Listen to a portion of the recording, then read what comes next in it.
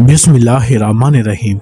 मेरे अजीज दोस्तों, आज की इस वीडियो में हम आपको बताएंगे कि हजूर पाक सल्लल्लाहु अलैहि वसल्लम की रज़ाई माएँ कितनी थी और हजूर पाक सल्लल्लाहु अलैहि वसल्लम को दूध पिलाने वाली माएँ कितनी थी। और ये भी बताएंगे हजूर पाक सल्लल्लाहु अलैहि वसल्लम को जो माएँ दूध पिलाने वाली थी और उनमें से कितनी कुंवारी थी और कितनी शादीशुदा थी। इन तमाम सवालात के जवाबात इस वीडियो में जानते हैं। हज़रत मोहम्मद सल्लल्लाहु अलैहि वसल्लम की रज़ाई माओं की तादाद 6 लिखी गई है, जिनमें 3 शादीशुदा और 3 गैर शादीशुदा थीं, जिनका जिक्र खैर आज की इस वीडियो में किया जाएगा।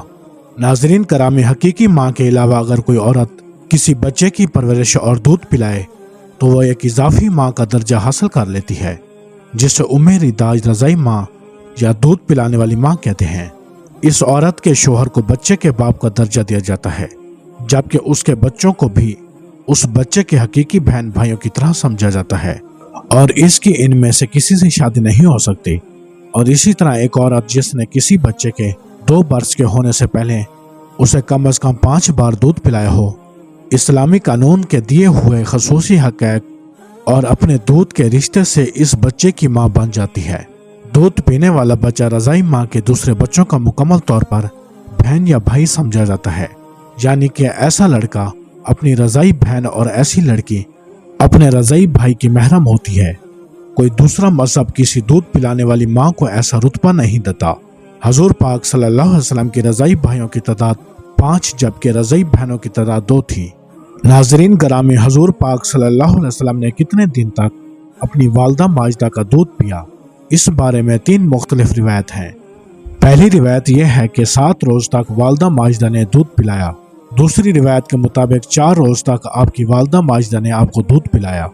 सीरत हल्बिया में है कि आप सल्लल्लाहु अलैहि वसल्लम को आपकी वालदा माजिदा ने 9 दिनों तक दूध पिलाया। हजूर अकरम सल्लल्लाहु अलैहि वसल्लम को वालदा के बाद जिस औरत ने सबसे पहले दूध पिलाया वो हज़रत सोबिया असलमिया थी, यानी हज़रत सोबिया हजूर पाक सल्लल्लाहु अलैहि वसल्लम की सबसे पहली रज़ाई माँ थी। उसको इमाम बुखारी ने 5101 में रिवायत किया है कि वालदा माजिदा के बाद हज़रत हलीमा सादिया के पास जाने से पहले आप सल्लल्लाहु अलैहि वसल्लम को आपके चचा अबू लहब की बांदी हज़रत सोबिया ने दूध पिलाया। जिस वक्त आप सल्लल्लाहु अलैहि वसल्लम ने दूध पिया उस वक्त वह आज़ाद हो चुकी थी, क्योंकि अबू लहब को भतीजे की विलादत की खबर हज़रत सोबिया ने जिस वक्त दी थी उस वक्त अबू लहब ने उसको आज़ाद कर दिया था। रिवायत में है कि जब अबू लहब मर गया तो किसी घर वाले ने उसको ख्वाब में बुरे हाल में देखा तो पूछा कि तेरे साथ क्या मामला किया गया। उसने जवाब दिया कि जब से तुमसे जुदा हुआ हूँ सख्त अजाब में मुबतला हूँ। सोबिया के आज़ाद करने की वजह से थोड़ा सा पानी मिल जाता है। हज़रत सोबिया ने आप सल्लल्लाहु अलैहि वसल्लम के अलावा अपने बेटे मसरूह हजूर पाक सल्लल्लाहु अलैहि वसल्लम के चचा हज़रत हमजा बिन अब्दुल मुत्तलिब और अब्दुल्ला बिन उबैदुल असद मखजूमी को भी दूध पिलाया। इसी तरह हज़रत सोबिया से हजूर नबी करीम सल्लल्लाहु अलैहि वसल्लम के ये 3 रज़ाई भाई थे।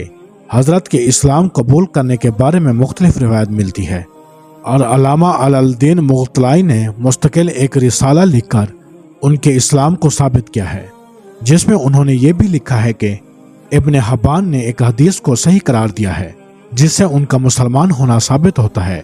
और बाज़ हजरात ने जिक्र किया है कि नबी अकरम सल्लल्लाहु अलैहि वसल्लम को वो मुशर्रफ बसलाम हुई। हजूर अकरम सल्लल्लाहु अलैहि वसल्लम जब मक्का से मदीना हिजरत फरमा गए तो हज़रत सोबिया मक्का ही में रहीं। नबी करीम मक्का जाने वाले के हाथ खसूसी तौर पर हज़रत सोबिया के लिए तैफ भेजा करते थे। ग़ज़वा खैबर के बाद 7 हिजरी में हजूर पाक सल्लल्लाहु अलैहि वसल्लम को अपनी पहली रज़ाई वालदा हज़रत सोबिया के इंतकाल की खबर मिली तो आप सल्लल्लाहु अलैहि वसल्लम गमज़दा हो गए। उस मौके पर खबर पहुंचाने वाले से हजूर अकरम सल्लल्लाहु अलैहि वसल्लम ने पूछा कि हज़रत सोबिया के बेटे और मेरे रज़ाई भाई मसरूह का क्या हाल है। आपको ये बताया गया कि मसरूह तो हज़रत सोबिया से पहले ही वफ़ात पा चुका है और अब उनका कोई बाकी नहीं रहा। अरबों में ये रिवाज था कि नए पैदा होने वाले बच्चे को खालिस अरबी ज़बान सीखने और देहात की पाक व साफ आब हवा में मखलूत तहजीब सीखने के लिए किसी गांव में भेज दिया जाता।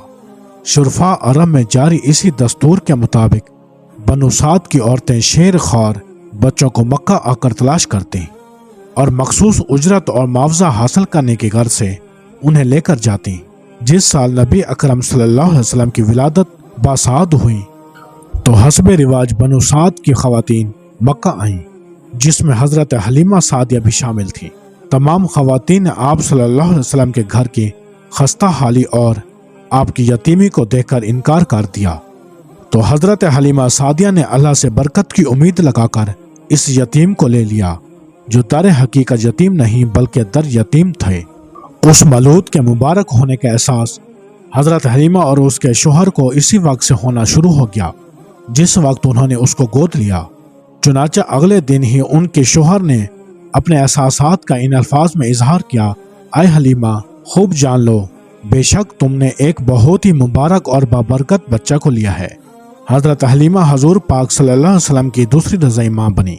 حضرت حلیمہ حوازن کی شاخ بنو سعد سے تعلق رکھتی تھی اور آپ کے شوہر حارث بن اس قبیلے کے تھے۔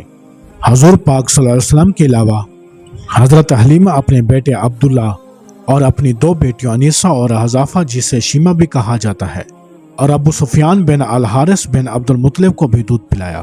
حضرت حلیمہ سعدیہ رضی اللہ عنہا نے آپ صلی اللہ علیہ وسلم کو 2 سال تک دودھ پلایا، اور اسی طرح آپ صلی اللہ علیہ وسلم دوبارہ حضرت حلیمہ رضی اللہ عنہ کے پاس ہی رہے۔ 4 سال کی عمر میں وہ آپ کو والدہ ماجدہ حضرت آمنہ کے پاس لے کر آ گئی۔ حضور اکرم صحابہ کی محفل میں بیٹھے تھے کہ اچانک ایک خاتون آئیں، اور جن کے لیے نبی پاک خود کھڑے ہو گئے اور اپنی مبارک چادر زمین پر بچھا کر اپنی جگہ پر بٹھا دیا۔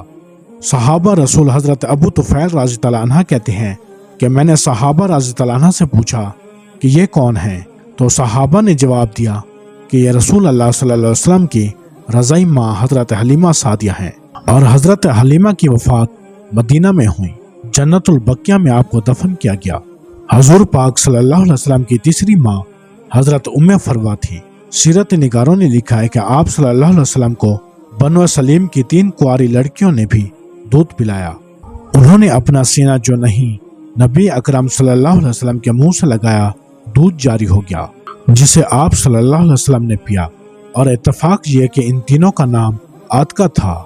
بے شک یہ بھی حضور اکرم صلی اللہ علیہ وسلم کے بچپن کے معجزوں میں سے ایک عظیم معجزہ ہے۔ میرے عزیز دوستو، آج کی ویڈیو میں بس اتنا ہی۔